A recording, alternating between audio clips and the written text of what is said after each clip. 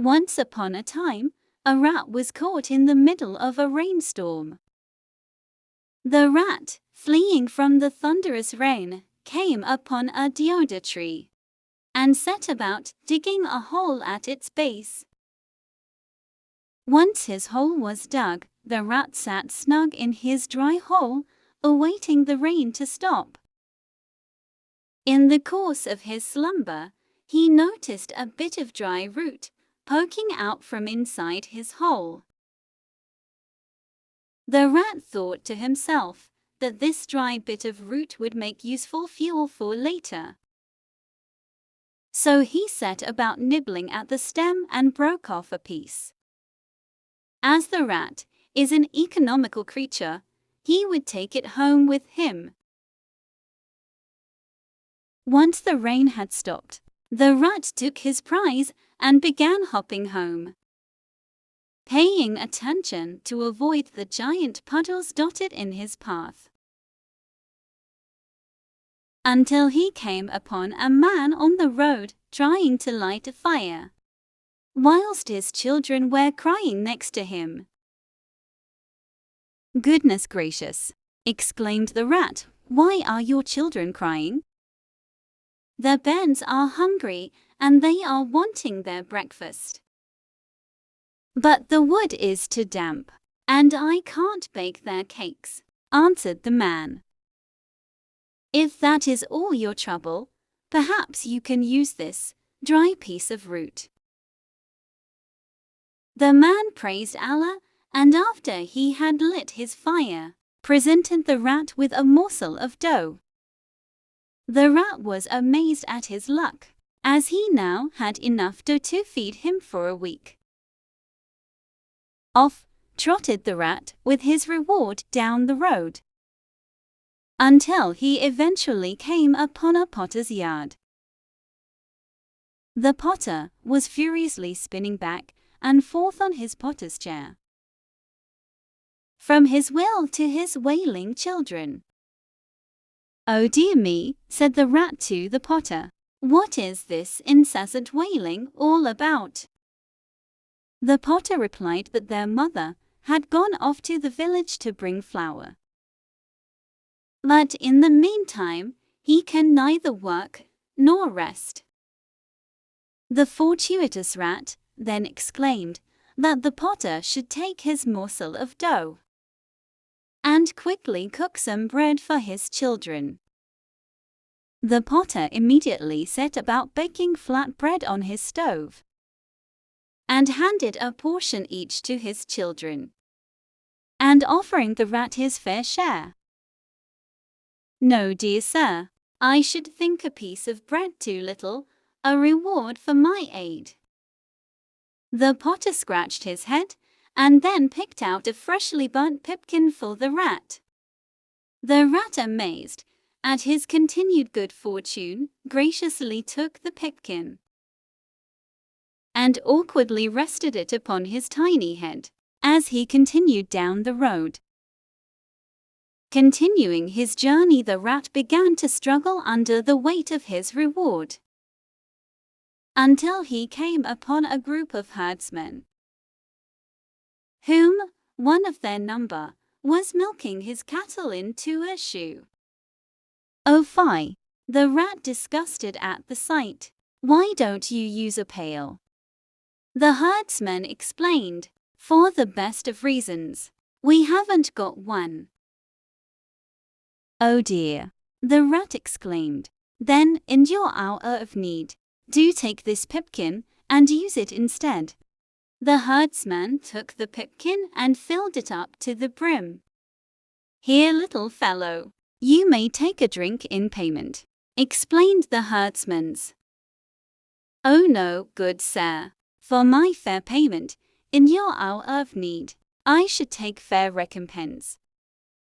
I will take a buffalo from your herd." The herdsman let out a raucous cry of laughter at the rat for his price.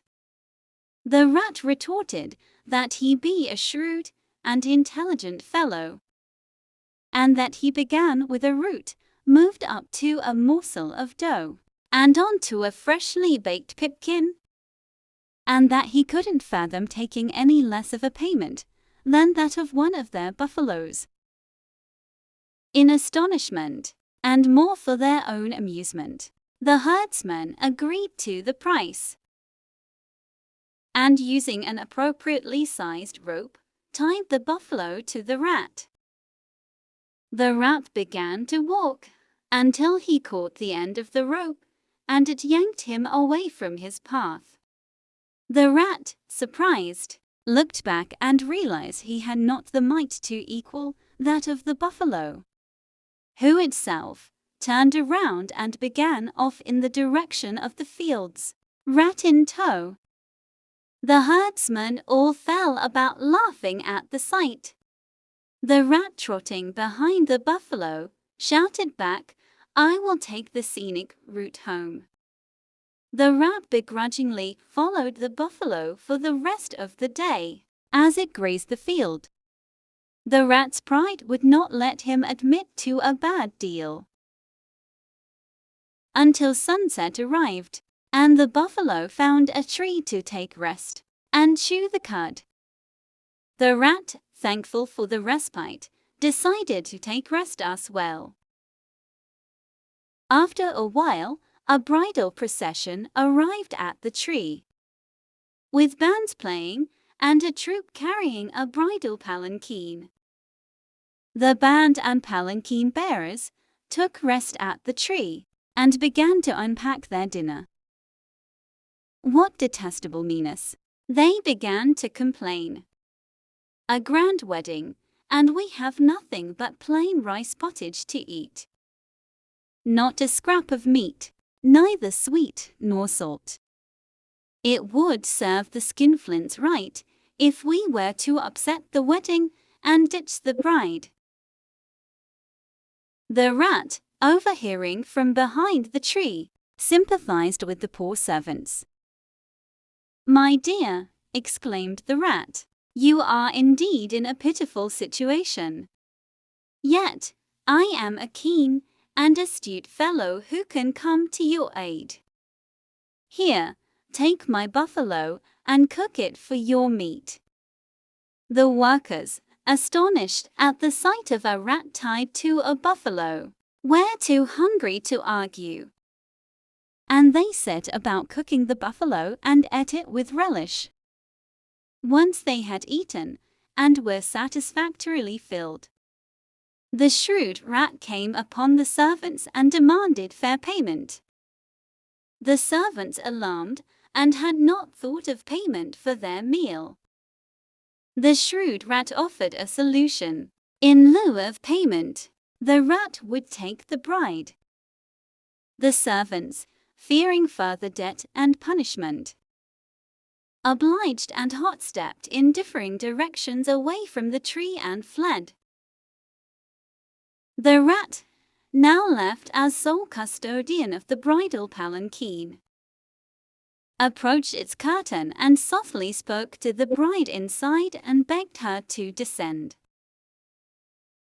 The bride didn't know whether to laugh or cry at her new steward. But as the servants had all fled, she thought it best to not be alone in the wild. The rat said that she should quickly accompany him to his home before nightfall. So, along they both went to the other side of the field. The rat, now quite beside himself, trotted alongside his new beautiful bride. "Oh, how clever a fellow I am," thought the rat as they approached his hole. Once they arrived at the rat's hole, he beckoned her inside and darted.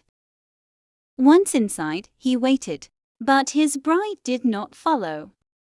"Oh, how am I meant to fit inside such a little hole?" exclaimed the bride. The rat thought to himself that his bride is indeed far too overgrown. He reckoned that he would need to build her own thatched abode. But it was too late in the day. So he urged her to take rest for the night under a nearby wild plum tree. The bride retorted that she was hungry and was in want for rice pottage and cakes. The rat, annoyed by her demands, told her she could eat the wild plums from the tree. The bride looked wence and replied the plums were not ripe. The rat, now irritable, said she could go into the village in the morning and sell the wild plums. And in return, for fair payment, she could buy all the rice pottage and cakes she desired. The rat disappeared down his hole, and the bride took rest on an empty stomach. At daybreak, the bride, still hungry, collected some wild plums and set forth to the village. Green plums I sell, green plums I sell, princess am I, and rat's bride as well. She sang cheerily as she danced through the bazaar. Upon her cheery note, the Begum of the village elder heard her song and instantly recognized the voice of the missing bride, whom all had believed had been eaten by wild beasts. At the same time, the rat had awakened from his hole and searched for his bride. Seeing her absent, he set forth quickly down to the village, where a commotion was had in the village bazaar. "Oh, what trouble is caused to me this day?" And to add, "What commotion is had in the village this day?" as he followed the throngs of crowd, cheering and singing good tidings at the fortune of the returned bride. The rat, overhearing the merriment, followed the crowd until it arrived at the hut of the village elder. After passing by the crowd, he arrived at the hut's door and began banging incessantly, demanding the return of his bride and just payment. "Give me my wife," cried the rat. "She is mine by fair bargain. I gave a stick for a loaf for a pipkin for a buffalo, and a buffalo for a wife. Now give me back my wife." The rat continued banging on the door. "La, O son-in-law, what fuss you make," the wily Begum announced through the door. "Who wants to run away with your bride? For we were only preparing for your arrival." Hearing this, the rat was mollified and sat patiently, awaiting outside the door. The Begum, hearing of the story of the rat from the bride, was indeed preparing for the rat's arrival, but not in the usual customary manner.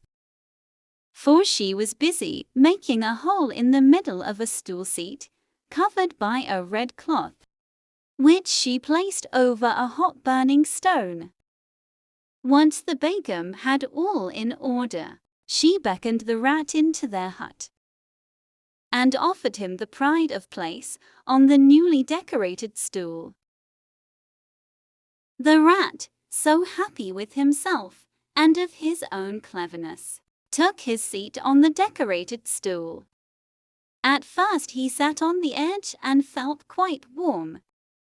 "Oh, mother-in-law, how hot your house is indeed," as the rat began to fidget. "My dear, you are out of the wind. Sit in the center of the stool and you will feel the breeze." No sooner had the rat moved to the center of the stool had he fallen through the hole in the middle and onto the hot burning stone underneath, burning off his tail, half his hair, and a large piece of his skin. Before hot stepping and howling out of the hut, vowing never, never again would he make a bargain again.